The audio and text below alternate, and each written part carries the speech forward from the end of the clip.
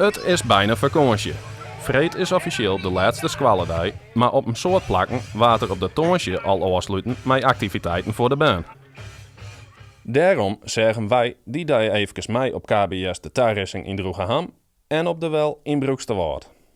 Nou ja, de laatste squaldag, eigenlijk de laatste week is altijd al een beetje bijzonder.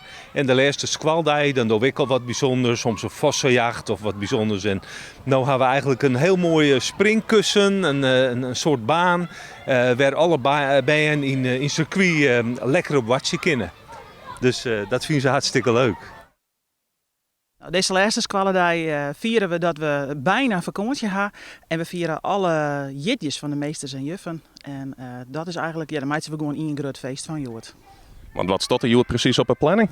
We hebben de groepen, de Cool Kids Party, die komt hierheen. En dus alles is klaarzetten voor een feestje op het plein.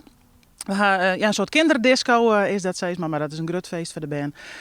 We hebben de cadeautjes voor de meesters en juffen voor hun jidjes. En we doen nog wat speeltjes in de klassen, dus we maken er gewoon een hele mooie dag van.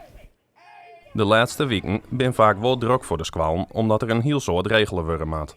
In toetsenwest en die moeten geanalyseerd worden, de rapporten, de gesprekken met de ouders. Dus dat neemt een prutte tijd. En dan het kleermaatje van het squal hier. En dan natuurlijk zo'n laatste squaldag ik. Dus ja, het is wel even een drukke tijd voor iedereen om het goed uit te ronden.